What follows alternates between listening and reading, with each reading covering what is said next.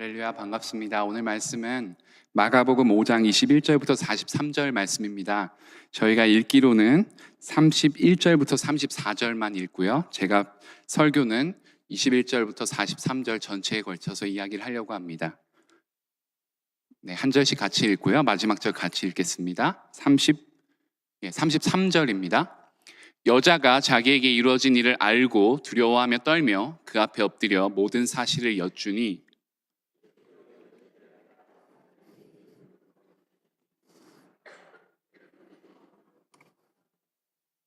아직 예수께서 말씀하실 때에 회당장의 집에서 사람들이 와서 회당장에게 이르되 당신의 딸이 죽었나이다. 어찌하여 선생을 더 괴롭게 하나이까? 36절 말씀은 함께 읽겠습니다. 예수께서 그 하는 말을 곁에서 들으시고 회장장에게 이르시되 두려워하지 말고 믿기만 하라 하시고. 아멘. 오스트리아의 정신과 의사 빅터 프랭클이 한 말입니다. 현대인들은 빠른 속도를 좋아하고 매우 분주한 생활을 한다. 그 이유는 가만히 있으면 공허감과 허탈감에 빠지게 된다는 두려움 때문이다. 내가 쓸모없어지진 않을까 하는 두려움 때문에 우리는 정신없이 오늘 하루를 살아가고 있다. 우리는 무엇인가를 두려워하며 살아가는 것 같습니다. 경제 생활이 언제쯤 나아질까? 내가 친구를 잘 만날 수 있을까? 교회에 잘 적응할 수 있을까? 남들보다 더 잘 살아서 내 자존심 좀 챙기고 살 수 있을까? 언제쯤 안정을 누릴 수 있을까? 보다 근본적으로 들어가면 우리에게는 사람에 대한 두려움, 미래에 대한 두려움, 그리고 내가 직면하고 있는 모든 문제와 어려움 가운데 찾아오는 두려움이 있습니다. 성경에 보면 두려움이라는 말이 참 많이 나와요. 성경 전체를 통틀어서 보면 365번이 나옵니다. 그러니까 좋게 해석하면 1년 내내 365일 내내 하나님이 두려워하지 말라고 우리에게 말씀을 주시는 것 같습니다. 인간이 가지는 가장 근원적이고 근본적인 감정이 있다면 바로 두려움입니다. 하나님으로부터 분리된 이후에, 죄가 이 땅에 들어오고 난 이후에 두려움은 우리 마음속 깊이 자리 잡고 있습니다. 그래서 어린 아이로부터 노년에 이르기까지 두려움이라는 감정은 평생 우리 가운데 존재하고 있습니다. 오늘 말씀에도 보면 온갖 두려움에 가득 찼던 한 사람이 나옵니다. 우리 삶 가운데 이 두려움이란 주제를 가지고 오늘 말씀을 나눠보려고 하는데요. 우리 삶 속에서 기억해야 될 것 첫 번째 포인트는 이것입니다. 모든 사람은 삶에 대해 두려움을 가지고 있다라는 겁니다. 예수님 앞에 오늘 찾아온 인물은 회당장 야이로입니다. 보통 회당장은 그 당시 사회에서 장로가 할 수 있었습니다. 일반적으로 장로는 나이가 젊으면 40대 중후반이고 아마 그의 나이는 최소 50대였을 것으로 보입니다. 남부러울 게 없습니다. 사람들에게 존경받았고 넉넉히 노년을 보낼 재물도 일찌감치 모아놨습니다. 권위도 있고 힘도 있습니다. 쉽게 말해서 사회에서 발언권이 있었습니다. 그런데 이 사람이 예수님에게 와서 예수님을 보고 예수님의 발 앞에 엎드리는 겁니다. 예수님의 나이는 지금 30대 초반입니다. 그런데 아버지뻘 되는 사람이 와서 예수님 앞에 무릎을 꿇는 거예요. 그러니까 어떤 간절함의 표현이죠. 그 말하는 내용이 뭐냐면 지금 내 어린 딸이 죽게 되었다라는 겁니다. 그러니까 예수님께서 오셔서 내 어린 딸을 터치하면 그가 구원을 얻고 살게 될 것이니까 제발 저희 집에 좀 와주십시오 하는 거예요. 이 행동은 진실한 믿음의 고백이었습니다. 도저히 해결되지 않는 이 병을 예수님이 해결해 줄 수 있는 분이라고 믿었고 그리고 예수님을 찾아와서 간절하게 부탁하는 겁니다. 회당장에게 있어서 이 어린 딸은 나이가 12살이에요. 나이 40이 넘어서 얻은 너무나도 귀하고 귀한 딸입니다. 그러니까 눈에 넣어도 아프지 않을 딸인 거죠. 근데 지금 그 딸이 죽게 되었으니까 아버지 입장에서는 미치겠는 거예요. 그러니까 회당장에게 있어서 지금 삶의 유일한 기쁨이자 유일한 소망인 그 딸이 생사를 넘나들고 있는 겁니다. 그래서 주님 앞에 나온 겁니다. 지금 이 야이로를 붙들고 있는 감정, 그 마음은 두려움입니다. 내가 사랑하는 딸을 더 이상 보지 못할 거란 그 두려움, 내 삶의 기반이 무너질 것이란 두려움, 내 삶의 이유가 없어질 것이라는 그 두려움 말입니다. 이 세상 앞에 내던져진 모든 사람은 두려움이라는 것을 경험하고 마주하게 되는 것 같습니다. 어떤 형태와 모습이든지 간에 우리 마음속에는 두려움이 자리 잡고 있습니다. 우리가 하나님으로부터 벗어나서 우리 스스로 왕이 되고 신이 되고 내 삶의 주인이 되려고 행세할 때부터 이 두려움이 우리 마음에 자리 잡았습니다. 흔히 사람들은 이렇게 쉽게 생각합니다. 내가 배경이 조금 더 좋았더라면, 내가 돈이 조금 더 많았더라면, 안정적인 것들이 확보되었더라면, 내 배경이 조금 더 좋았더라면 두려움이 좀 더 없지 않았을까 하고 말입니다. 회당장 야이로를 보면서 저 사람은 남부럽지 않은 재산과 존경과 사회적 인정과 또 화목한 가정과 이제 눈에 넣어도 아프지 않을 예쁜 막내딸까지 얻게 되었는데 도대체 뭐가 두려워할까? 어떤 두려움이 있을까 생각할 수 있습니다. 그러나 지금 야이로의 마음을 휘감고 있는 것은 두려움입니다. 우리의 삶에도 가만 보면 두려움의 감정이 휘몰아칠 때가 있는 것 같습니다. 두려움의 파도가 밀려올 때 1차적으로 해야 될 일은 야이로처럼 예수님의 발 앞에 바짝 엎드리는 겁니다. 무릎을 꿇는 겁니다. 주님 앞에 나아가는 겁니다.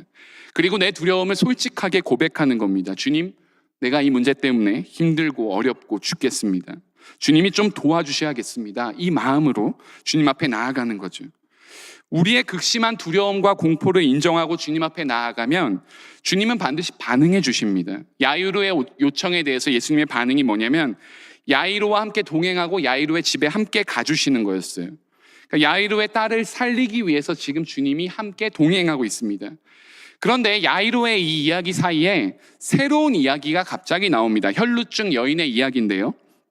이 마가복음 저자가 문학적으로 이 샌드위치 기법이라는 문학적 표현을 사용해서 이 장면을 기록한 겁니다. 그러니까 쉽게 말하면 저희가 샌드위치를 먹을 때 빵을 아래 두고 그다음 그 위에 고기나 야채를 두고 또 그 위에 빵을 덮잖아요. 그러니까 이 이야기가 뭐냐면 빵이 A라면 그 안에 내용물이 이제 B고 그다음 그 위를 덮는 게 다시 A-입니다. 그러니까 야이로의 이야기가 있고 그리고 혈루증 걸린 여인의 이야기가 삽입되어 있고 다시 야이로의 이야기로 끝나는 겁니다. 그러니까 저자가 이 이야기를 중간에 넣은 이유가 있어요. 그것은 대조하거나 강조하기 위함입니다. 그러니까 이 야이로의 이야기는 혈루증 걸린 여인의 이야기와 연관성, 상관성이 있다라는 겁니다. 갑자기 새로운 이야기가 시작되는데 한 여자가 나와요. 이 여자는 12해를 혈루증으로 고통당하고 있습니다. 혈루증은 쉽게 말해서 자궁에서 피가 멈추지 않는 겁니다. 그러니까 소변에 피가 섞여 나오는 거예요. 피가 계속 나오면 그 당시 사회에서는 불결한 사람으로 취급받습니다. 성전에 들어갈 수도 없습니다. 사람들이 좋아하지도 않고 받아주지도 않아요. 그래서 이 여인이 병을 치료하고자 수없이 많은 의사들을 찾아갑니다. 그런데 어느 누구도 이 질병을 치유하지 못합니다. 게다가 이 여인이 가진 걸 다 허비합니다. 돈도 이미 다 써버렸습니다. 여인의 마음도 허비했습니다. 소망도 허비했고 더 이상 삶이 나아질 것이라는 기대도 허비했습니다. 이 여인에게 있어서 자기의 인생 자체가 허비와도 같았습니다. 이 병이 더 심각해졌습니다. 그런데 어느 날 예수라는 자가 이 동네에 온다는 소문을 이 여인이 듣게 됩니다. 그래서 여인이 예수님을 찾아오는 거예요. 많은 무리가 예수님 곁에 있었습니다. 아마 어림잡아서 수백 명은 오고 갔을 겁니다. 그런데 이 수백 명의 무리 가운데 이 여인이 껴서 이리 치이고 저리 치이면서 예수님 가까이 갑니다. 그리고 예수님의 옷에 손을 대요. 왜냐하면 여인이 생각할 때 마음에 믿은 것이 뭐냐면 예수님의 옷에 내 손을 대으면 내가 터치를 하면 내가 구원을 얻을 수 있을 거라는 그 간절함과 믿음이 있었기 때문입니다. 그러니까 내가 낫고자 하는 그 간절함, 그리고 소망을 가지고 싶은 그 간절함, 그리고 삶을 다시 시작하고 싶다라는 그 간절함이 이 여인에게 있었습니다. 예수님의 몸을 터치한 즉시 이 여인은 이 혈루증이 곧바로 낫습니다. 몸에서 피가 나오는 게 멈추고 깨끗이 나아진 겁니다. 그때 예수님이 뒤를 돌아보면서 누가 내 옷에 손을 대었느냐라고 물으시죠. 제자들이 이렇게 대답합니다. 예수님, 지금 여기 수백 명의 사람들이 함께 있고 오고 가는데 도대체 누가 주님의 옷을 만졌는지 우리가 어떻게 합니까? 제자들은 여전히 어리석고 둔하죠. 그러나 예수님은 아셨습니다. 오늘 이 여인을 만나기 위해서 예수님이 이 자리에 찾아왔다라는 것을 예수님은 아셨어요. 그리고 몸을 돌아서 그 여인을 보고 이렇게 말씀하시는 겁니다. 34절 말씀인데요. 딸아, 내 믿음이 너를 구원하였으니 평안히 가라. 내 병에서 놓여 건강할지어다. 내 믿음이 너를 구원하였다라는 겁니다. 이 여인이 가진 믿음이 뭘까요? 주님을 만나면, 주님을 만지면 내 허비 같았던 내 인생, 쓸모없던 인생의 소망을 만나고 주님이 새 삶을 주시고 의미 있는 삶을 허락해 주시리라는 그 믿음이 이 여인에게 있던 겁니다. 그 믿음이 이 여인의 삶을 다시 시작해 합니다. 다시 새롭게 합니다. 그리고 주님이 말씀하시는 게 평안히 가라예요. 평안히 가라. 이보다 더 좋은 약속이 있을까 싶습니다. 이보다 더 좋은 복이 있을까 싶습니다. 평화는 히브리어로 샬롬입니다. 이것은 완전함, 안녕, 번영, 안정, 구원, 모든 것들을 다 총망라하는 약속입니다. 예수님이 이 평안을 주시는 겁니다. 두려움을 극복하게 하는 것은 우리가 가진 삶의 여러 조건이나 형편이 바뀌는 것이 아닙니다. 물론 이 여인이 가졌던 질병의 문제를 주님이 바꾸어 주셨습니다. 그러나 그보다 더 좋은 것을 주님이 주시는 거예요. 그거는 세상이 줄 수 없는 평안, 누구도 약속해 줄 수 없는 것, 누구도 담보해 줄 수 없고 누구도 보장할 수 없는 그 평안, 그 마음의 샬롬입니다. 그러니까 우리의 마음이 평안함으로 가득 차지는 겁니다. 그러니까 주님이 나를 온전히 받아주시는 거고요. 주님이 나를 온전히 기뻐해 주시는 거죠. 그리고 이 두려움으로 가득 찬 마음에 진짜 하나님이 주실 수 있는 참된 평안, peace, 이거를 허락해 주시는 겁니다. 그리고 이 부분이 바로 오늘 말씀의 두 번째 포인트인데요. 두려움 속에서 그리스도인들이 해야 할 일은 믿음의 결단과 행동이라는 겁니다. 이 여인을 사로잡았던 것 역시 야이로처럼 두려움이었습니다. 아마 이 여인의 가정이 나오지 않은 것으로 보아서는 가정도 없이 홀로 생계를 유지해야만 했던 것 같습니다. 아니 어쩌면 처음에는 꽤 잘 살았을지도 모릅니다. 그런데 정말 알 수 없는 이 병에 걸려서 자기가 가진 거 다 허비하는 겁니다. 왜 지금도 가정에 한 사람이 아프면 심각한 병에 걸리면 그 가정이 잘 살다가도 어려움을 겪지 않습니까? 그러니까 이때 당시에도 비슷했던 것 같습니다. 이 여인을 야이로와 비교해 보면 우선 첫째로 여인은 여자입니다. 야이로는 이름이 있죠. 근데 이 여인은 혈루증 여인이라는 말만 나오고 이름도 안 나옵니다. 그 당시에 여자들은 이름을 아예 지어주질 않습니다. 성경에 마리아라는 인물이 많이 나오는데 그 당시 여인들이 이름이 없어서 그냥 마리아라고 임의로 불러주는 것에 불과했습니다. 그러니까 사회적인 기반도 없어요. 가족도 없고 먹고 살 음식도 걱정해야 합니다. 근데 병까지 걸린 거예요. 야이로는 자기 딸이 병에 걸렸지만 이 여인은 가족 중에 자기 혼자인데 자기가 병에 걸린 겁니다. 그러니까 의지할 것도 없고 소망할 것도 없고 기대할 것도 없고 아무것도 없는 여인의 모습입니다. 이 여인을 지금 붙들고 있는 것은 두려움입니다. 두려움은 우리 삶 가운데 변장하고 돌아다니는 불신앙과 같습니다. 이 두려움은 언제나 무지에서 시작합니다. 현대인들이 다른 사람들과 관계를 맺기 어려워하는 이유는 두려움 때문이라고 합니다.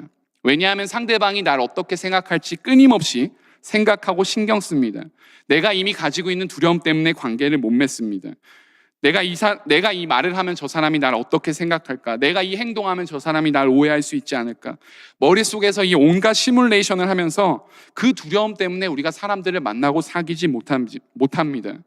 한번 우리 마음속에 두려움이 자리 잡기 시작하면 어떤 무엇도 할 용기도 없고 힘도 나지 않습니다. 의지도 없고 열정도 사라집니다. 두려움이 오는 속도가 소망이 오는 속도보다 훨씬 더 빠릅니다. 그런데 지금 아무 이름도 없고 소망 없던 한 여인이 예수님을 찾아온 겁니다. 그리고 예수님 앞에 나와서 예수님의 몸에 손을 대는 거예요. 나을 수 있다고 믿었습니다. 예수님은 그런 능력이 있다라고 믿었습니다. 이것이 이 여인의 믿음의 결단이고 행동이었습니다. 야이로와 이 여인은 이 믿음에서 극단적으로 대비가 됩니다. 믿음은 흔히 말해서 지식이 아닙니다. 믿음은 들음에서 나고 이 들음은 복음과 구원의 소식이지만 거기서 끝나지 않습니다. 우리의 지식은 믿음을 형성하고 믿음은 반드시 행동으로 나타내어지게 되어 있습니다. 그러니까 우리가 무언가를 안다는 것은 단순히 머리로만 지식으로만 안다라는 게 아니라 내가 그 삶을 살아갈 때, 내가 그렇게 실천하고 행할 때 그게 내 것이 되어서 내가 아는 게 되는 겁니다. 그러니까 내가 아는 것과 믿는 것이 하나가 되는 것이 바로 믿음이죠. 세상에서 가장 긴 여행이 머리에서 가슴까지의 여행이라고 합니다. 머리에서 가슴까지의 길이는 30cm도 채 되지 않는데 머리에서 가슴까지 가는데 30년도 더 걸리는 사람들도 있습니다. 야이로는 이제 곧 보겠지만 자기가 아는 것에 대한 지식이 있었지만 그것이 믿음의 결단과 행동으로 나타나진 않습니다. 그런데 이 여인은 자기가 가지고 있던 믿음을 가지고 과감하게 두려움을 이기고 결단하고 행동합니다. 과감한 믿음의 결단, 행동이 우리에게 필요합니다. 내가 믿는 바를 지식적으로 알고 마음으로 알고 그것이 내 안에 소화되어서 밖으로 나오는 행동으로 나오는 그 믿음이 우리 가운데 필요합니다. 이 믿음의 결단과 행동이란 다른 게 아니고요. 하나님을 온전히 신뢰하고 믿는 겁니다. 예수님이 누구인지를 알고 예수님을 신뢰하고 그분 뜻대로 행하는 겁니다. 이 여인은 자기가 아는 대로 믿었고 결단했고 그대로 행했습니다. 그러면 하나님 앞에서 하나님이 주시는 풍성한 은혜를, 그 구원을 우리가 누리고 받을 수 있습니다. 사건이 여기서 끝나면 좋은데 다시 이 장면의 카메라 렌즈는 야이로에게 다시 돌아갑니다. 35절 말씀해 보면 예수님이 지금 여인에게 말씀하는 중인데 회당장의 집에서 사람들이 오게 돼요. 아마 회당장의 집에서 일했던 하인들이었던 것 같습니다. 그 회당장에게 이렇게 말하는 겁니다. 당신의 딸이 방금 죽었습니다. 우리가 다 확인했습니다. 그러니까 이제 선생님을 더 이상 괴롭게 하지 마십시오. 아마 하인들이 여러 차례 이 아이가 숨이 멎었는지 아니면 조금이라도 남았는지 확인했을 겁니다. 그런데 아이가 아무리 확인해봐도 맥박이 뛰지 않고 숨을 쉬지 않습니다. 몸이 차가워지고 이미 굳어버렸습니다. 그래서 이 소식을 전하러 회당장에게 지금 온 겁니다. 아마 이들도 예수님의 존재를 어렴풋이 알고는 있었을 겁니다. 가르침이 훌륭하고 때때로 기적을 베풀기도 하고 그랬지만 이 사람이 죽은 어린아이를 살릴 수 있을까에 대해서는 꿈에도 생각지 못했습니다. 이건 말이 안 되는 거죠. 그러니까 예수님을 이제 더 이상 괴롭게 하지 말자라는 겁니다. 여기서 슬픈 현실이지만 우리 회당장님 딸이 죽은 것 현실 인정하고 이제 스탑하고 와서 장례 치르자. 이것 때문에 지금 하인들이 온 겁니다. 예수님이 지금 이 이야기를 옆에서 다 듣고 있습니다. 그리고 회당장에게 이렇게 말씀하시는 거예요. 36절 말씀인데요. 예수께서 그 하는 말을 곁에서 들으시고 회당장에게 이르시되 두려워하지 말고 믿기만 해라. 이게 주님이 야이로에게 주시는 메시지입니다. 그러니까 두려워하지 말고 나를 믿고 나를 의지하고 나를 신뢰하고 나를 따라오라 이겁니다. 그러니까 이 두려움의 근원이 뭘까요? 자기 딸이 이미 죽었다라는 그 사실, 그 소식에서 오는 두려움입니다. 두려움이 그 자체만 우리가 집중하면 아무런 해결책이 없습니다. 그런데 야이로가 지금 바라봐야 될 것은 자기가 가진 두려움이 아니라 자기의 눈앞에 지금 자기와 함께하고 있는 예수님입니다. 그리고 이 문제를 해결하기 위해서 예수님이 이 땅에 오셨습니다. 그러니까 다시 말하면 오직 야이로와 우리가 두려워해야 될 분은 누구냐면 바로 하나님 예수님 당신 자신뿐입니다. 신학자 벵겔이 이렇게 말합니다. 하나님만 두려워하는 사람은 하나님 아닌 것에 대해서는 어떤 것도 두려워하지 않는다. 그러나 하나님을 두려워하지 않는 사람은 하나님 외에 모든 것을 두려워한다. 또 스코틀랜드의 종교개혁자 존 낙스의 무덤 묘비에는 이렇게 쓰여져 있습니다. 여기 하나님을 두려워했고 결코 어떠한 사람의 얼굴도 두려워하지 않았던 자가 누워있다. 그러니까 우리에게 있어서 진짜 두려움은 무엇이 되어야 되냐면 내가 하나님을 더 이상 신뢰하지 않게 되는 것, 내가 하나님을 더 이상 두려워하지 않게 되는 것, 내가 예수님을 온전히 따르지 못하게 되는 그것에 대한 두려움이 있어야 됩니다. 야이로에게 지금 이 믿음이 필요했고 결단이 필요했습니다. 그런데 문제는 야이로는 전혀 반응을 보이지 않습니다. 처음에 나왔을 때에는 무릎 꿇으면서 예수님께 제 딸 제발 살려주십시오 라고 이야기했지만 이 이후로 성경을 자세히 보면 야이로의 목소리, 야이로의 보이스는 철저히 침묵하고 있습니다. 하나도 나오지 않습니다. 우리가 가진 하나님에 대한 믿음은 시간을 동반하는 것 같습니다. 기다리는 겁니다. 그러니까 하나님은 일이 어떻게 진행되어 갈 것이다 이렇게 말씀하시지 않아요. 그러니까 하나님이 예수님이 야이로의 두려움을 극복하게 해주시려면 지금 네 딸 죽은 거 나도 아는데 내가 니네 집 가면 네 딸 살려줄게 라고 하면 좋습니다. 근데 그런 말씀은 안 하시는 거예요. 이게 우리를 불안하고 미치게 만드는 겁니다. 그러니까 내 눈앞의 상황들에 대해서 꽉 막히고 답답한 상황에 대해서 도저히 어떻게 할 수가 없는 상황 속에서 두려워하는 우리에게 주님이 앞에 일어난 일에 대해서 뭐라고 좀 해주시면 좋겠는데 하나님이 전혀 다른 이야기를 하시는 거예요. 나는 거룩하다. 나는 자비롭다. 나는 신실하다. 나는 너희를 사랑한다. 나는 너의 편이다. 걱정하지 마라. 그러니까 지금도 주시는 말씀이 뭐냐면 두려워하지 마라. 믿기만 해라. 이 말씀을 하신다고요. 주님, 지금 제 상황이 이렇게 힘들고 문제가 이렇고 제 미래가 이런데 도대체 무슨 소리입니까? 어떻게 좀 해주시겠다고 주님 말씀을 해주시고 이야기를 해주셔야죠. 그런데도 주님은 당신 자신의 속성, 캐릭터, 당신이 누구이신지에 대해서만 말씀하시는 거예요. 나는 너의 편이다. 너는 내 아들, 딸이다. 나는 창조주 하나님이다. 나는 부활이요 생명이다. 그런데 가만 생각해 보면 두려움 가운데 있는 우리에게 주님이 하시는 이 말씀들이 얼마나 큰 약속이 되고 위로가 되는지 모릅니다. 그러니까 두려워하지 마라, 믿기만 해라. 야이로에게 주님이 그냥 함께 해주시는 거예요. 하나님은 나는 너의 편이다. 그렇기 때문에 쉽게 끝나지 않는다라고 말씀하시는 거예요. 이 뒷부분은 없었으면 좋겠는데, 우리도 편하고 하나님도 편하고 그랬으면 좋겠는데, 하나님 당신이 우리의 삶에서 우리가 믿음이 성장하도록 가만두시지 않겠다라는 겁니다. 구약 성경 내내 보면 하나님은 당신이 정하신 목적과 내용과 방법을 타협하지 않습니다. 참 무서운 하나님입니다.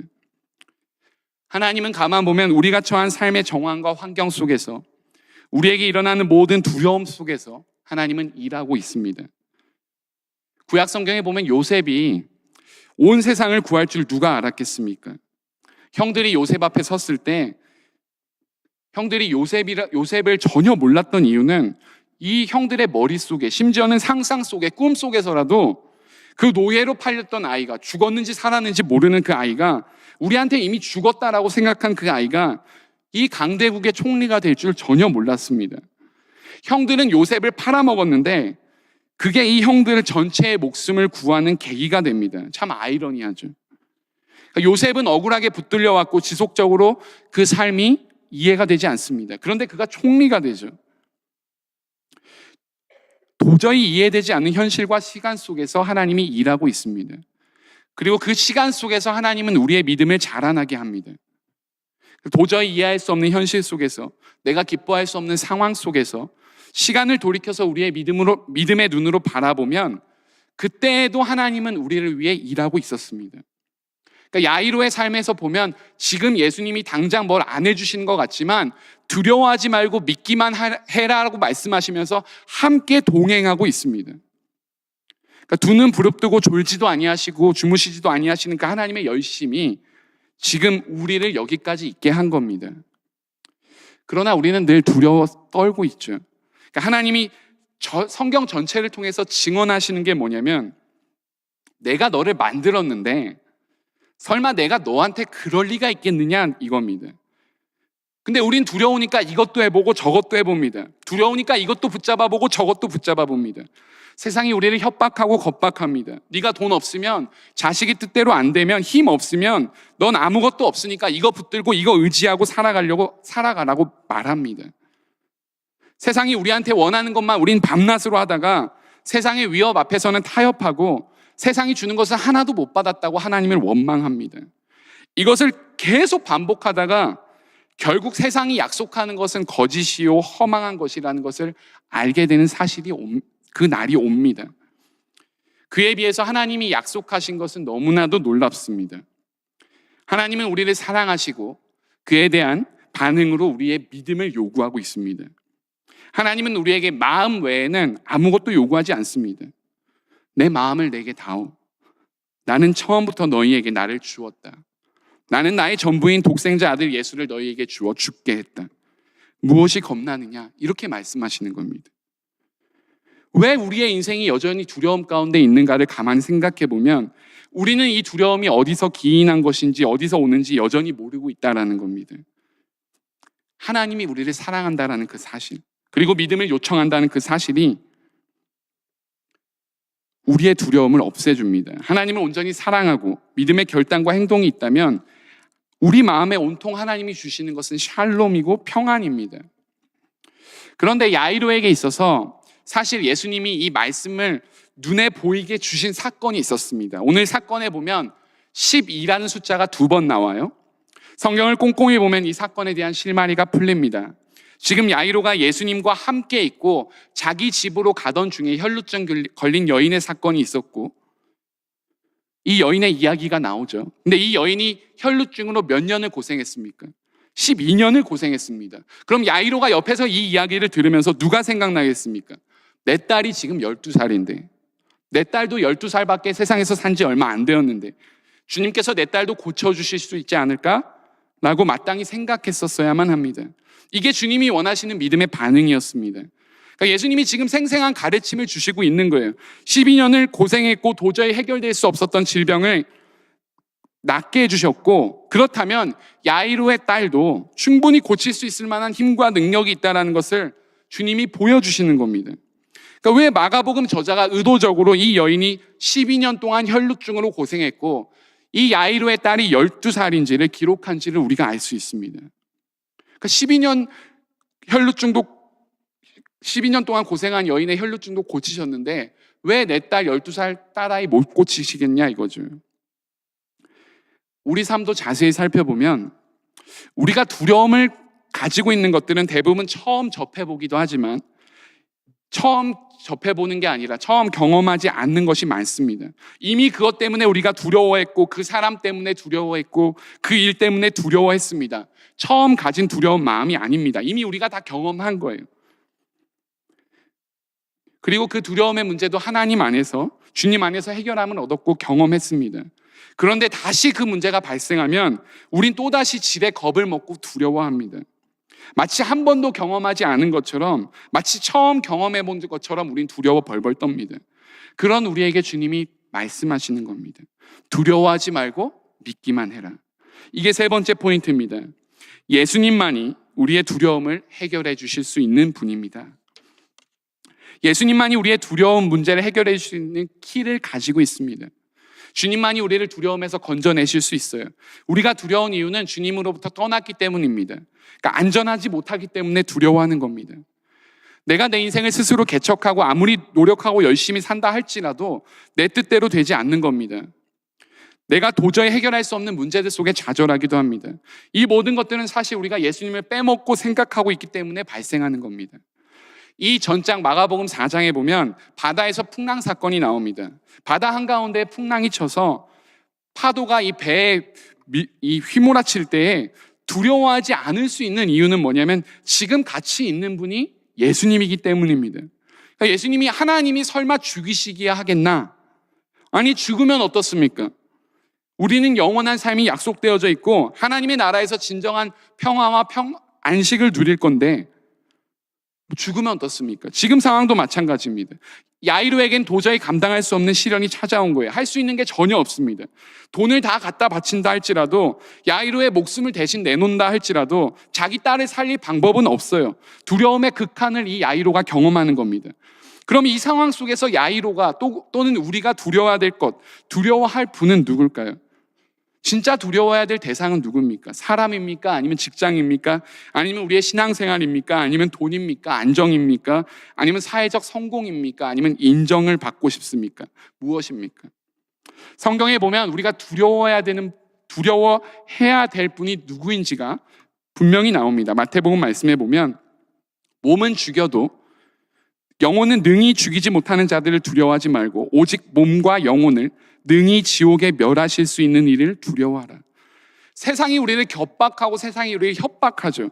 세상이 우리한테 줄 수 있는 최고의 협박이 뭡니까?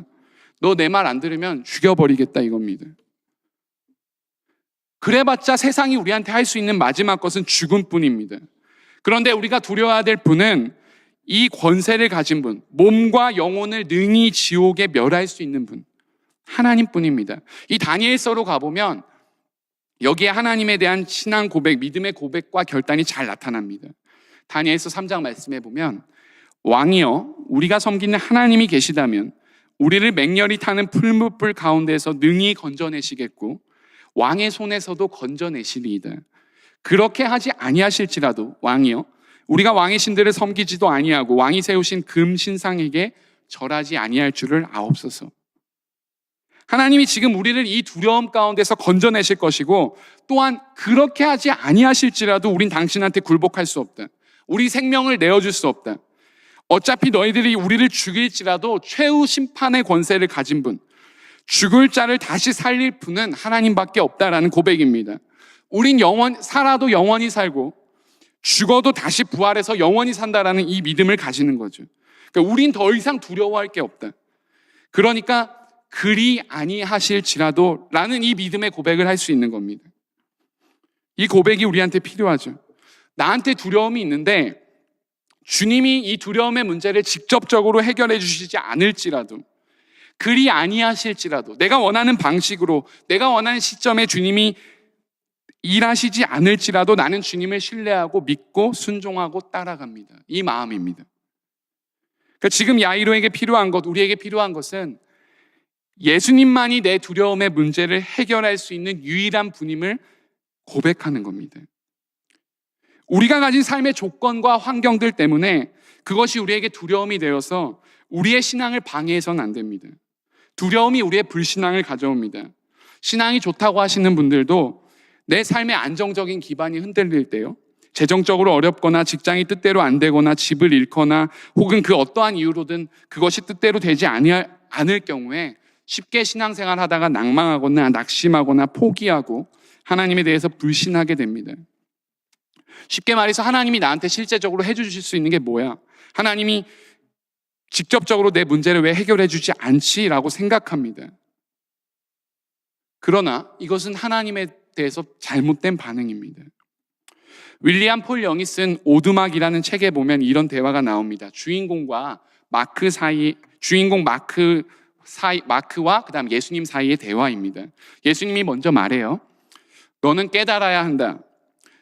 네가 실패를 상상하는 것은 두려움의 지배를 받기 때문이다. 그때마다 내가 너와 함께 있다라는 것을 생각해라. 마크가 예수님께 다시 질문합니다. 주님, 그런데 왜 저는 자꾸 계속 두렵습니까? 예수님이 대답해요. 그 이유는 네가 믿지 않기 때문이다. 너는 내가 너를 사랑하는 것을 알지 못하고 있다. 두려움으로 사는 사람은 내 사랑 안에 있는 자유를 발견하지 못한다. 너는 인생의 두려움을 극복하기 위해서 두 가지를 믿어야 된다. 첫째는 내가 언제나 선하다는 것과 둘째는 내가 너를 항상 사랑한다라는 것이다. 그러니까 하나님을 우리가 진짜로 제대로 믿으면 하나님의 사랑 안에서 우리는 온전한 자유를 경험합니다. 그리고 우리의 두려움의 극복은 하나님이 언제나 우리 가운데 선하시다라는 것, 하나님 언제나 좋은 것 주시고 또 베스트를 허락하신다라는 것을 믿는 것, 그리고 하나님이 우리를 항상 사랑하신다라는 이 진리를 우리가 마음으로 믿는 겁니다. 야이로의 이야기는 이렇게 끝이 납니다. 예수님이 야이로와 함께 집에 가셔서 그 죽었던 아이를 다시 살려내십니다. 야이로의 반응은 여전히 나오지 않고 이야기는 끝이 납니다. 저는 저자가 야이로의 반응을 기록하지 않은 이유가 있다고 생각해요. 믿음으로 주님을 찾아왔지만 시험과 어려움을 왔을 때 온전히 주님을 바라보고 믿음의 결단과 행동을 하지 못했기 때문에 그의 반응을 기록하지 않은 것 같습니다. 우리의 삶을 천천히 들여다보면서 질문을 다시 해보죠. 우리가 진정으로 두려워하는 것은 무엇입니까? 내 마음을 가장 빼앗기는 것은 무엇입니까? 다시 질문하면 내가 하나님을 두려워하고 있습니까? 아니면 하나님 아닌 그 무엇 때문에 우리가 두려움에 빠져 있습니까? 우리의 모습은 야이로와 같습니까? 아니면 혈루증에 걸렸던 여인의 모습과 같습니까? 믿음의 모습으로 하나님 앞에 나와왔는데 지금 내가 당하는 어려움과 두려움들 때문에 우리가 믿음의 결단을 하지 못하고 믿음의 행동을 하지 못하고 있지는 않습니까? 우리는 진짜 두려워해야 될 것을 두려워해야 합니다. 그렇지 않은 것에 대해서는 사실 우리 예수 믿는 사람이 어떤 면에선 좀 겁도 없어야 되고 건강한 자신감, 자존감도 있어야 됩니다. 사도 바울의 이 고백이 있어야 됩니다. 로마서 8장 말씀에 보면 그런즉 이 일에 대하여 우리가 무슨 말하리요? 만일 하나님이 우리를 위하시면 누가 우리를 대적하리요? 자기 아들을 아끼지 아니하시고 우리 모든 사람을 위하여 내주시니가 어찌 그 아들과 함께 모든 것을 우리에게 주시지 아니하겠느냐? 누가 우리를 대적합니까? 누가 우리를 막습니까? 모든 것을 다 내어주신 창조주 하나님이 우리 아버지이신데 누가 우리를 송사하고 누가 우리를 고발합니까? 우리가 두려워해야 될 대상과 두려워하지 말아야 될 대상을 혼동하거나 혹은 거꾸로 해서는 안 됩니다. 마땅히 우리 삶 가운데 두려워해야 될 것을 두려워하시고 마땅히 극복해야 될 두려움들은 우리가 믿음 가운데 넉넉히 승리해야 합니다. 그리고 예수님 한 분만을 우리가 두려워해야 합니다. 예수님은 우리 편입니다. 예수님은 여러분을 사랑하는 분입니다. 모든 것을 내어주신 분입니다. 세상이 줄 수 없는 평안, 이 샬롬을 주시고 언제나 풍성한 것으로 채워주시는 이 하나님 앞에 우리의 삶이 믿음으로 반응하고 또 결단하고 또 행동할 수 있는 우리 성도님들 다 되시기를 예수님의 이름으로 축원합니다. 제가 기도하고요, 마치겠습니다. 사랑과 은혜의 주님 감사합니다. 하나님, 우리 삶에 있는 수없이 많은 두려움들이 있습니다. 하나님, 그 두려움 때문에 때때로 우리가 불신앙적인 태도를 보이기도 하고 또 하나님을 신뢰하지 못하기도 합니다. 하나님, 우리가 당하고 있는 상황과 환경 때문에 하나님, 이 두려움이 우리의 마음을 휘잡아서 주님을 바라보지 못하게 할 때도 있습니다. 그러나 주님, 우리를 사랑하시고 우리를 붙드셔서 우리가 주님의 자녀 되게 하시고 영광스러운 자리에 이끄시며 또 우리에게 날마다 좋은 것으로 허락하여 주시는 분임을 우리가 믿고 나아갑니다. 우리 가운데 날마다 주시는 그 평안을 더하셔서 하나님, 그 평안과 샬롬의 삶을 우리가 누리며 영생을 이 땅 가운데 누리며 또 소망을 누리며 살아갈 수 있는 모든 우리 성도님들 다 될 수 있도록 인도하여 주시옵소서.